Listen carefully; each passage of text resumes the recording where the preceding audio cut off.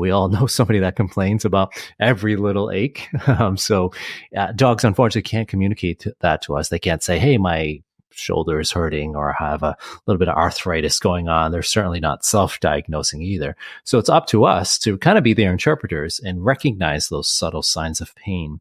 It could be little things like just not getting up from the dog bed as quickly as they usually do, or they go out on a walk and they stop halfway through, and instead of calling them stubborn and being like, hey, let's just go, stop being, so stubborn about the walk. Maybe they're in pain or they're not feeling well and they actually want to turn around and go home.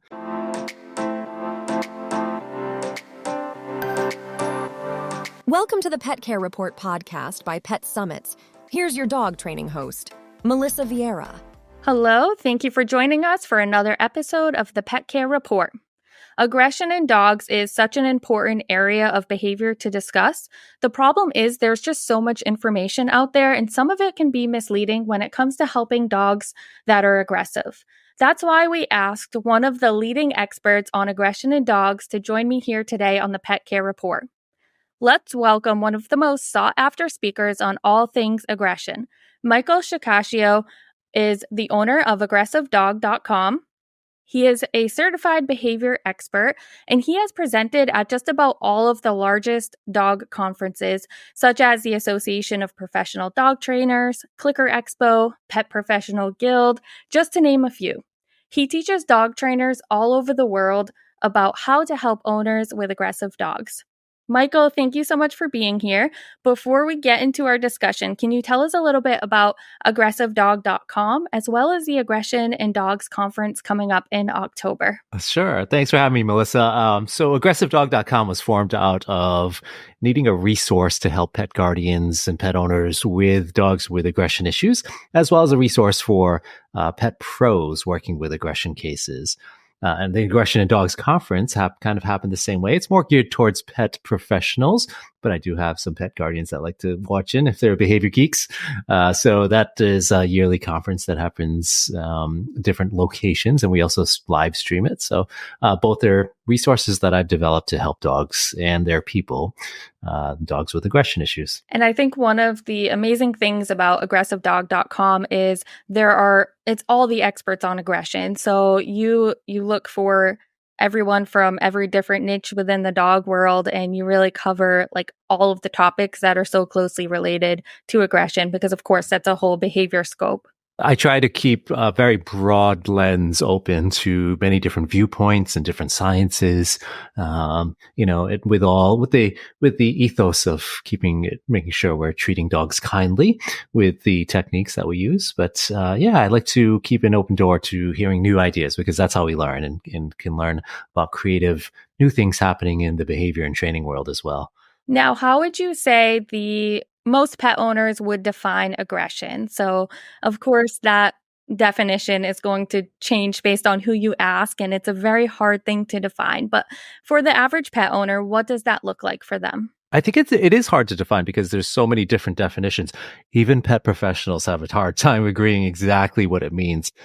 For me, I just define it as behavior, because I don't like to give a personality trait to animals or even people, because we could say somebody's funny, right? As a personality trait, it's sort of like saying someone's aggressive, but nobody's funny all the time, and certainly nobody's aggressive all the time.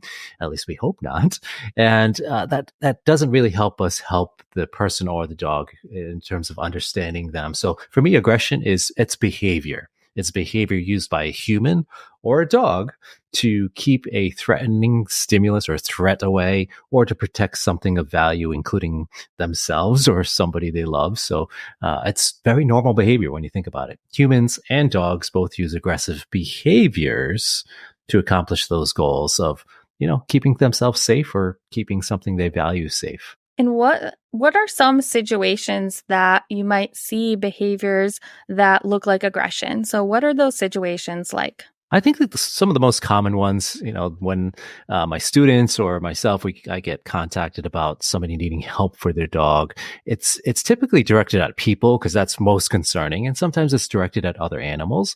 And it's more so directed at people at the person's home because Sometimes off property or in other locations, it's not as much of a concern, it's sometimes more manageable. However, aggression can show up anywhere, right? It doesn't have to just be at the person's home. But when people contact me, it's usually Uncle Bob coming over or the kids coming over or something like that. And they're really concerned about that behavior, it's rightfully, it's right to be concerned about that behavior because we care about the safety of those that we love and that are visiting. At least we hope so in most of the cases. So it's usually directed at people or somebody familiar to the dog. But of course it could be directed at strangers or somebody the dog's afraid of, or it can be directed at veterinarians or groomers working with dog handling issues. So lots of different reasons, but the more common ones are usually on property. Now, as far as these situations, before the dog even appears aggressive to the family that owns the dog, are there behaviors leading up to that to really watch out for? And what are those behaviors? And that's really the key there, is looking at the dog's behavior and body language and even their physiological signs. So that can be things that they can't voluntarily control, because that can tell us a lot about why the dog is doing it. And if we can do that, we can start to recognize things way before they happen. So just like, our partner comes home and they're having a bad day, right? And if we tell them, hey, do the dishes or, vacuum the floor, and they've had a rotten day, or they've had like somebody cut them off in traffic and their boss yelled at them and all these bad things are happening. If we don't recognize the subtle signs, they come in, they're like, frown on their face, or their head is down, or you can tell they're stressed, they have some pain in their face or something like that. That happens before the aggression, right? Before that you get yelled at for asking them to do their dishes. So the same thing we should be doing with dogs is really looking for those subtle signs. And it could be signs of stress, underlying signs of pain, something being different about the dog. And we can recognize that and then change what we're doing before the dog has to go to an aggressive response, just like a person would, then we can really help the dog feel better about the situation based on what we do. So I always go back to those major components. It's behavior, what the dog is doing, the body language, their facial expressions, their body language, how their tail is moving, things like that. And physiological signs, you might see things like piloerection, which is their hackles being up, is an obvious one that shows they're in a kind of heightened state of awareness. Doesn't mean they're going to be aggressive, but it could just mean hey, I'm really focused on something that's got me very suspicious or interested. So those are the subtle signs, or more of an overt sign with piloerection, but you might see dilated pupils or excessive respiration, and those kind of things can be all signs the dog is stressed, which then could be a highly fueled up situation where the dog could choose aggressive behaviors. And one thing you mentioned is it could be these signs are because the dog is fearful, stressed, or even in pain. So can you talk a little bit about how pain is so closely related to behaviors that would be perceived as aggressive? Yeah, it's probably one of the most underdiagnosed type of aggressive behaviors or reasons for aggressive behaviors, because dogs, a lot of animals actually, cats especially, are very good at masking their pain. They don't show the pain as much as some humans do. We all know somebody that complains about every little ache. So dogs unfortunately can't communicate that to us. They can't say, hey, my shoulder is hurting or have a little bit of arthritis going on. They're certainly not self-diagnosing either. So it's up to us to kind of be their interpreters and recognize those subtle signs of pain. It could be little things like just not getting up from the dog bed as quickly as they usually do, or they go out on a walk and they stop halfway through, and instead of calling them stubborn and being like, hey, let's just go, stop being, so stubborn about the walk, maybe they're in pain or they're not feeling well and they actually want to turn around and go home. And if we don't recognize that, that's where we might see the aggressive responses sometimes. And it can be as subtle as, hey, dog jumps up on the couch next to the person and the person's petting the dog, right? And like every other day, but maybe that dog's got some pain issues going on now, and maybe we're petting a sensitive area and the dog is kind of saying, ooh, ow, ouch, ow. And then we don't recognize that. And then eventually they're like, hey, I've been trying to tell you with my subtle signs, my tongue flicks, yawning, lip licking, looking away. And then now that's not working. So I guess I'm going to have to really let you know because you're not stopping. And that's, again, they are communicating to us. We just have to know how to recognize those things. So pain is a really common thing. And I always say, when in doubt, always check with the veterinarian, get a good veterinary check to make sure that there's no underlying pain or discomfort issues. And even then, get a second opinion if you've been told otherwise, if the aggression issues continue on, because again, if you don't address the pain or the underlying cause, you'll never address the behavior. So pain or discomfort, all those things definitely need to be looked at. It's, again, such a common thing that, and it's a travesty sometimes too, Melissa, when you see dogs that they're in pain and nobody's recognizing it, and somebody's resorting to saying, hey, my dog's being a jerk. They're growling at me. So now I've got to punish them or show them who's boss. And it just becomes this really vicious cycle of the dog saying, hey, wait a minute, I'm actually hurting here and you're still touching me. I'm just trying to let you know. And then the person's like, no, you're a bad dog. And then they do something physical and the dog's like, ouch, that hurts even more. And now I'm going to have to escalate. So aggression meets aggression. And sometimes some really tragic outcomes can happen. So yeah, when in doubt, check for pain. Check for pain.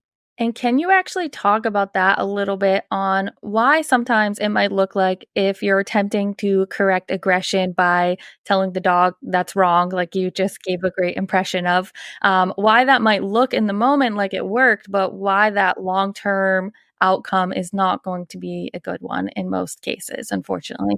It's what can happen is something called behavior suppression. So what that means is the dog is saying, okay, you yelled at me or you punished me or you did something physical to me. So I guess I won't do that for now because I just don't want to deal with you anymore. That's a good way to stop you. If I stop my aggression, maybe you'll stop your aggression.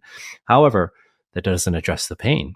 So maybe Uncle Bob is, threatening enough. But when little Johnny comes over, Uncle Bob's kid comes over and does the same thing. He's like, oh, I'm going to pet the dog now. And the dog's like, saying, I still hurt.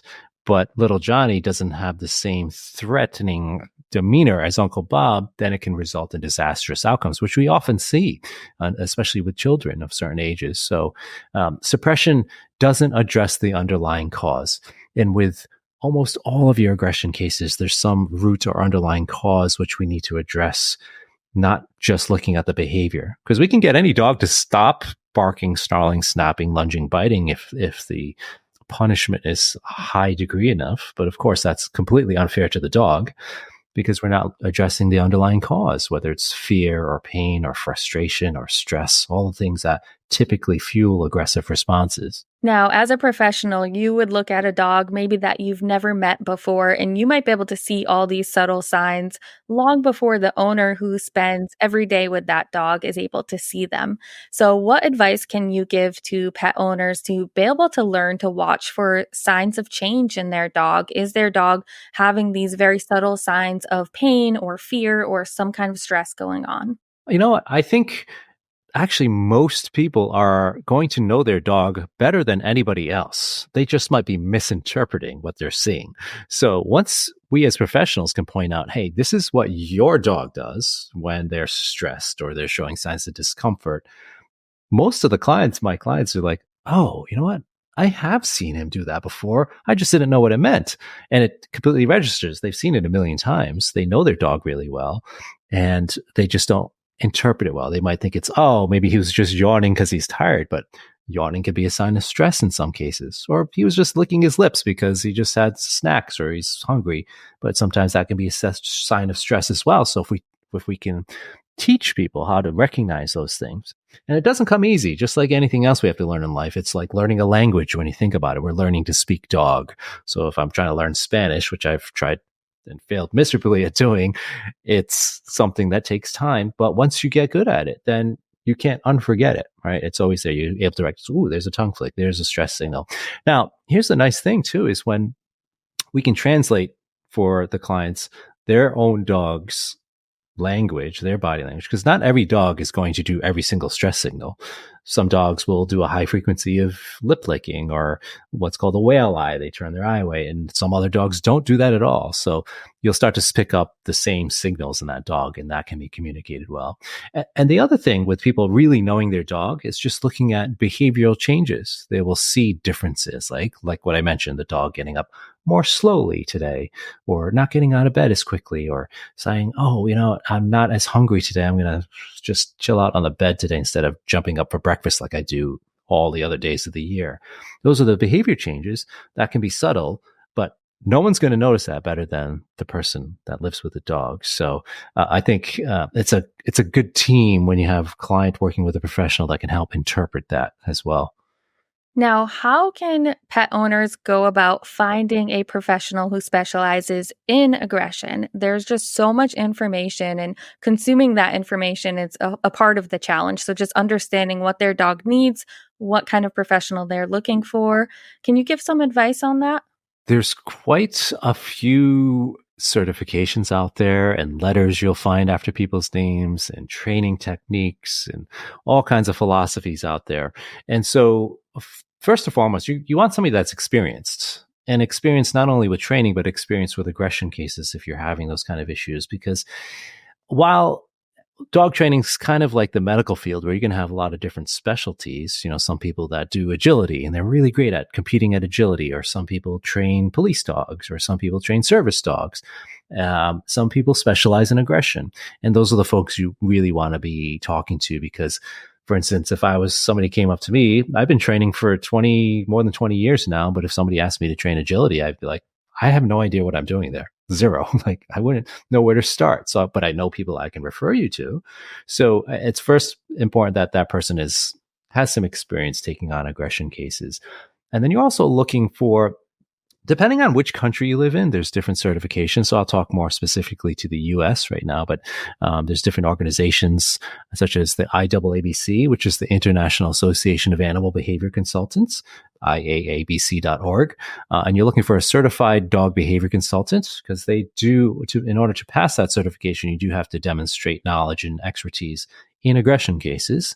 You also have the Certification Council for Professional Dog Trainers, which is the CCPDT, a lot of letters, see? And you're looking for the CBCC, which is a Certified Behavior Consultant Canine, which is what that stands for, a -KA, which is knowledge assessed.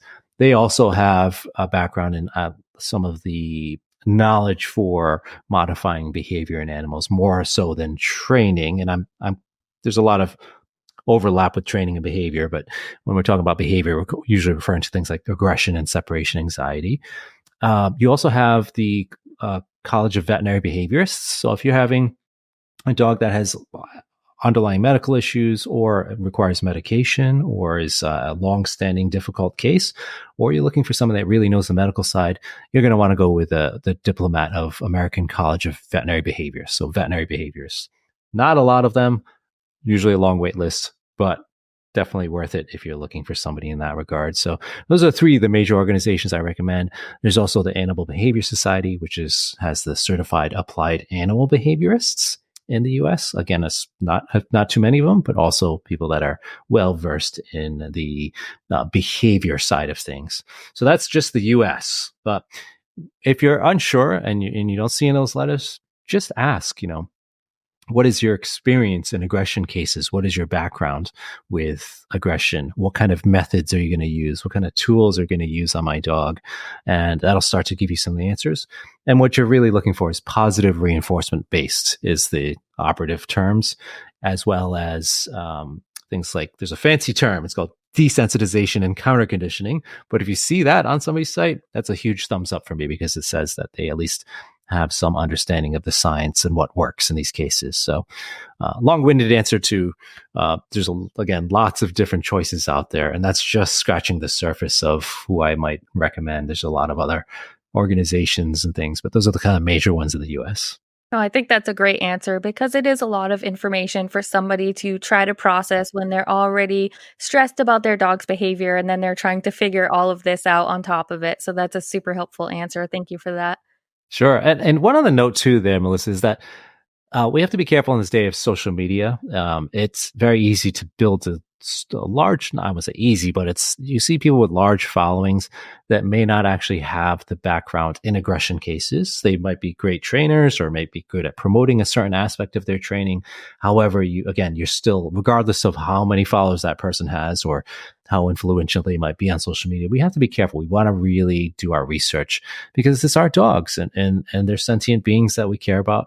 And many of them just like our children. And so I'm going to be very, very careful about anybody that's going to be telling me or what to do or putting their own hands on my dog especially when it comes to aggression cases, because the stakes are high in aggression cases. And so we want to make sure we're giving our dogs the best chance and opportunity.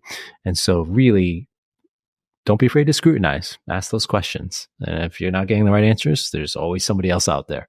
And what are some things that people can look for in a behavior modification program? So when they find somebody, they start working with them. What are some things that a program should look like?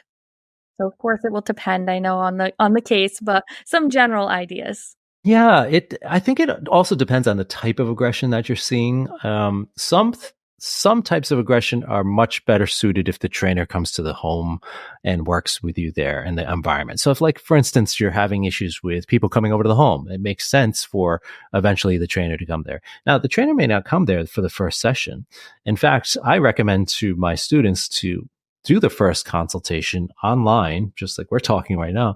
And that way you're not disturbing the dog, because most of that initial session, you're just getting a lot of background information and going over some of the safety and management.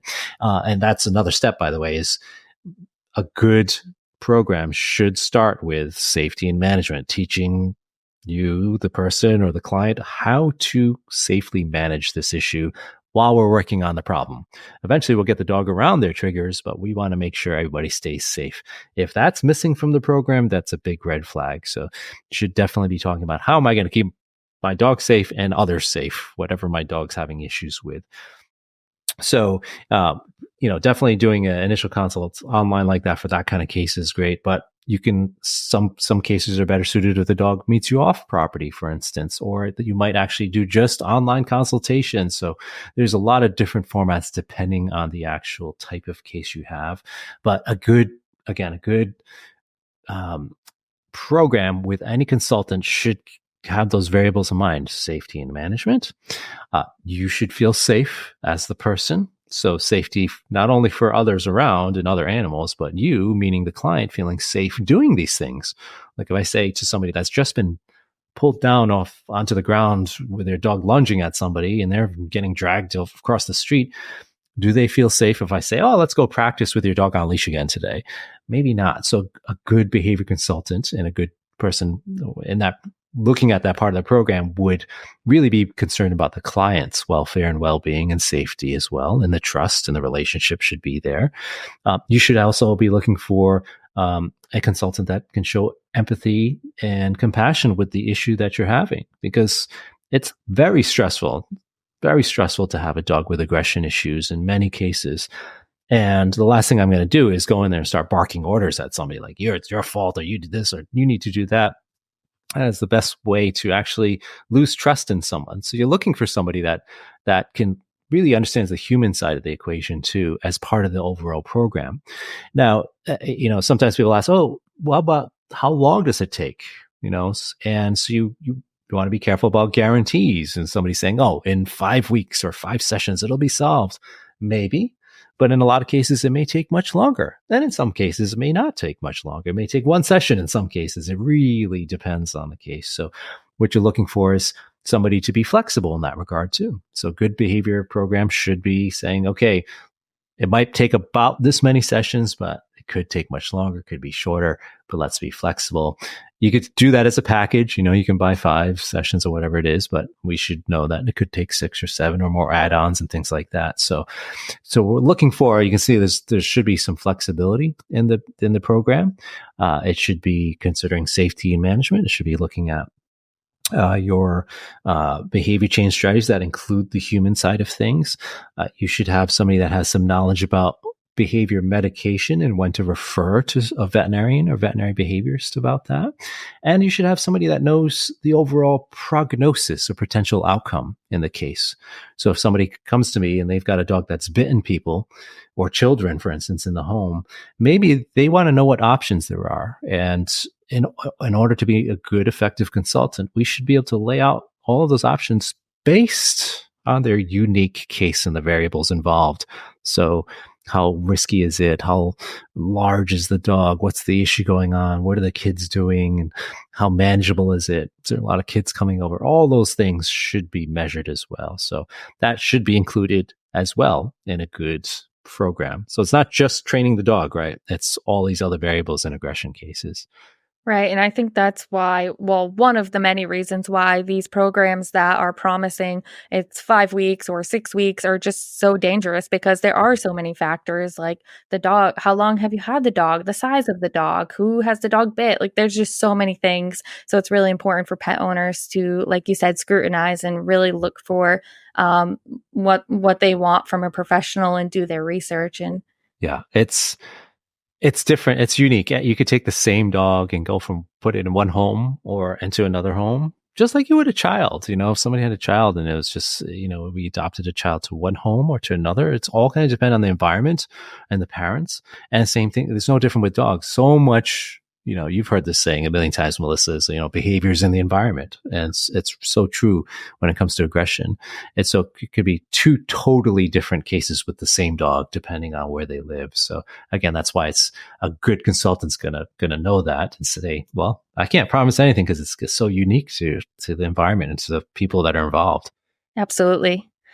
Now, I know this is a hard question, but if you could leave us with one tip today to help pet owners who may have concerns that their dog is either aggressive or has the potential to be aggressive, what would that tip be?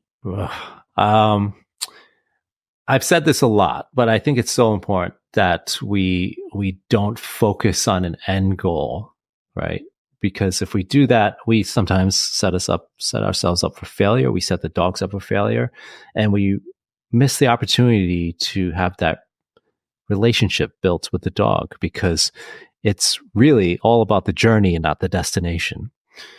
So the life we have with our dog and what they're experiencing, right? The troubles and the difficulties and the stressors they're going through that are causing the aggressive behavior in the first place is really what to focus on, so we can be part of that journey to help them. And in turn, they help us, they help us grow, because in that journey, we're learning so many things about ourselves, right? Compassion and empathy and kindness to another being. And we're understanding why they're displaying this behavior that can be so, off-putting to society, right? Aggression is so frowned upon, whether it's humans or dogs, but a lot is missed when we miss the understanding, and that comes from the journey. So focus on the journey, enjoy it along the way, and learn from it at the same time. I couldn't agree more. That's a very hard question to try to sum that up, and you did that beautifully. Thank you for that. It's a great question. So where can our listeners find you? Where's the best place to follow your work? Sure. The easiest place I always tell people is just go to aggressivedog.com. It's the easiest thing to remember. And you can I offer a variety of educational resources. So I've got actually a brand new blog section. I've got tons of articles and blogs on there, but we're revamping it now to make it more pretty and more organized, because we have so many articles on there. We have a ton of free videos. I have a podcast called The Bitey End of the Dog, which you can see the hat here, is I talk with different experts from around the world on the topic of aggression.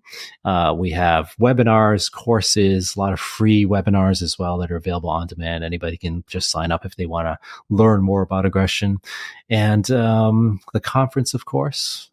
So yeah, anything you want to find, regardless of the format, whether it's you like to listen or look or be in person, there's definitely options for you. Awesome. And for our listeners, these links will be alongside the video, so you can find them easily. And again, that conference is coming up in October, I believe, right? In Arizona? October 11th to 13th in Scottsdale. Very neat. Thank you again so much for being here, Michael. This was some fantastic information. I think it will be really helpful to our listeners. Thank you so much for everyone who listened to this episode. And if you liked it, please feel free to share it. Make sure you subscribe to get the latest and leave me a comment. Let me know how I'm doing. We'll see you soon.